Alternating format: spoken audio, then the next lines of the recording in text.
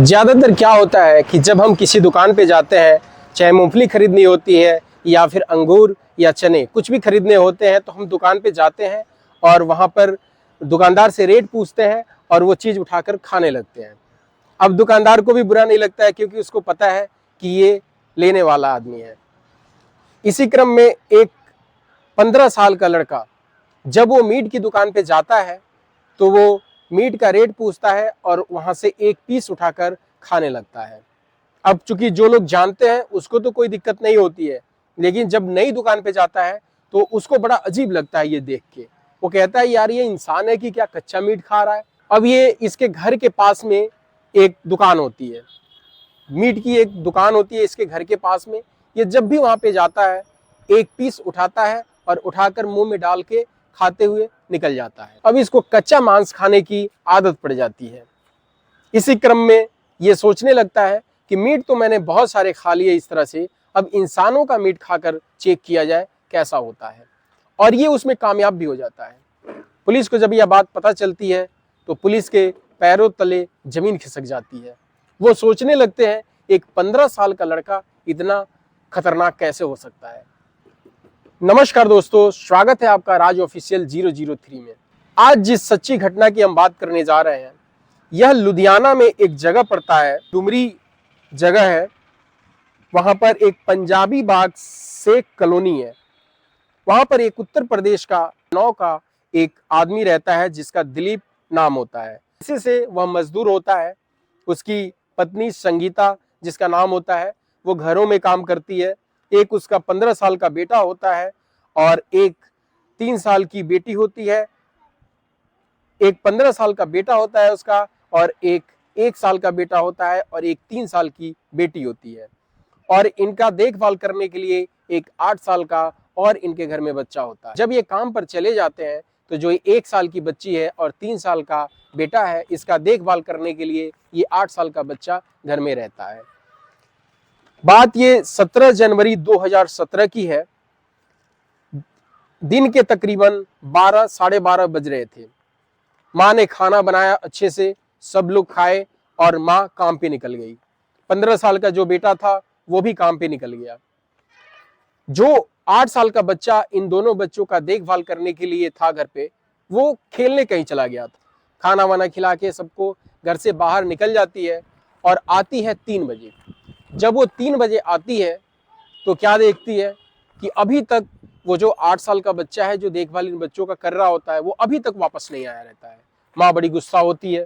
वो सोचने लगती है कि क्या हो गया, अभी तक कहाँ चला गया। अक्सर ये ऐसा करता था, खेलने चला जाया करता था तो थोड़ी लापरवाही करता था ये, लेकिन फिर भी इसको चिंता रहती थी, ये जल्दी से घर पे चला आता था। लेकिन उस दिन ये 3 बजे तक नहीं आया। माँ को गुस्सा आया, ये सोचने लगी कहाँ गया होगा। अब देखते देखते कब 3 से 6 बज गया। 6 बजे तक जब बच्चा नहीं आया तो माँ बहुत परेशान होने लगी। सब परेशान होने लगे। जब बच्चा नहीं मिला तो थाने में जाके रिपोर्ट लिखवाए। जब थाने में इन लोगों ने रिपोर्ट लिखवाया और बैठ के वहीं अभी बात ही कर रहे थे कि पुलिस वालों के पास एक फोन आता है और पता चलता है कि एक लाश मिली है। लाश के तकरीबन 6 टुकड़े किए गए हैं। इस माँ से जब हुलिया पूछा जाता है तो यह कंफर्म हो जाता है कि ये इसी का बच्चा है। जब उस लाश को पुलिस स्टेशन लेके आया जाता है, पोस्टमार्टम होता है, बड़ी चौंकाने वाली बात सामने आती है। जो भी शरीर के पार्ट हैं 6 हिस्से में करके सबको 2 बोरी में भर के रख दिया गया था, लेकिन उसमें से उसका जो लाश का जो दिल होता है वो गायब था। अब सब लोग सोचने लगे कि ये लाश का जो दिल है ये कहाँ गया। सब लोग सोचने लगे, कई तरह की बातें लोग सोच रहे थे। कोई सोच रहा था कि हो सकता है कि कोई दुश्मनी से मार दिया हो। फिर लोग सोच रहे थे कि हो सकता है कि इसको तंत्र विद्या इसके ऊपर की गई हो, इसके लिए इसको मारा गया हो। अब यही सब सोच रहे होते हैं कि पुलिस वाले और सख्ती में आते हैं और जितने वहाँ सीसीटीवी कैमरे होते हैं सबको जब खंगाला जाता है तो एक सुराग मिल जाता है। एक लड़का होता है जिसकी उम्र 15 साल बताई जा रही है। उसका बीकू नाम कुछ और होता है, लेकिन हम नाम उसका नहीं बता रहे हैं आपको। बीकू नाम होता है उसका। वो उस लड़के के पीछे पीछे जा रहा होता है। उसकी फोटो आ जाती है उसमें। फिर उस लड़के को बुलाया जाता है और थाने में बिठा के जब उससे पूछताछ की जाती है तो वो बड़े सहज भाव से सारी बातों को बता रहा होता है। ऐसे लगता है कि कुछ हुआ ही नहीं हो। कुछ हुआ ही ना हो।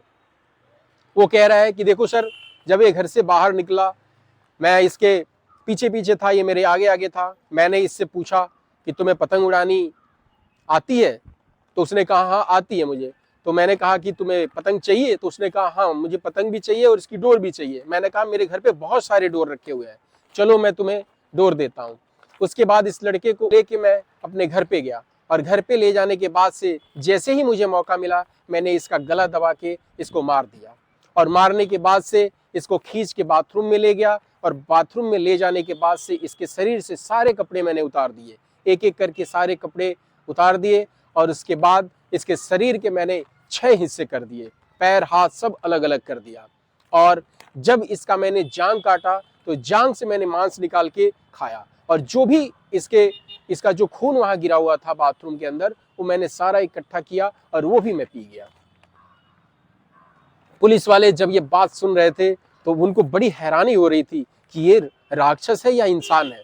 बोला कि चलो ठीक है, ये तो चलो ठीक है, तुमने इसको ऐसे ऐसे कर दिया, लेकिन इसका दिल का क्या किया तुमने? तो वो लड़का कह रहा है कि देखो सर, हंसने लगा। वो हंसने लगा, कह रहा है सर, इसके दिल को मैंने एक स्कूल में फेंक दिया है, उसी स्कूल में मैं पढ़ता था। तो इन्होंने कहा कि तुमने ऐसा क्यों किया? तो कह रहा है देखो सर, मैं स्कूल जाना नहीं चाहता था, मेरे घर वाले जबरदस्ती स्कूल भेजते थे। मैं स्कूल के टाइम तो जाता था, लेकिन मैं बाहर चला जाता था, कहीं स्कूल जाता ही नहीं था। और जैसे ही स्कूल की छुट्टी होती थी मैं घर चला आता था। मुझे स्कूल बिल्कुल पसंद नहीं था, तो इसलिए मैंने ये दिल निकाल के स्कूल के अंदर फेंक दिया, ताकि स्कूल वाले इसमें फंसेंगे और स्कूल हमेशा के लिए बंद हो जाएगा। इसीलिए मैंने इसका दिल स्कूल में फेंक दिया। फिर पुलिस वाले कहते हैं कहाँ फेंका तुमने, चलो दिखाओ। तो ये लेके जाता है और दिखाता है, और वो दिल बरामद भी हो जाता है।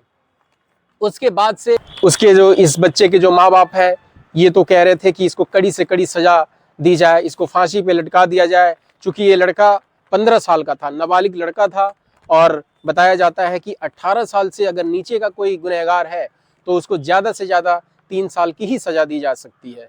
फिलहाल इसको बाल सुधार गृह में भेज दिया गया।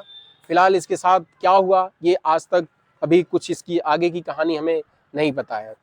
तो दोस्तों, यह घटना सुनाने का मकसद मेरा ये नहीं है कि किसी के भावनाओं को ठेस पहुंचे, बल्कि मैं लोगों को जागरूक करना चाहता हूं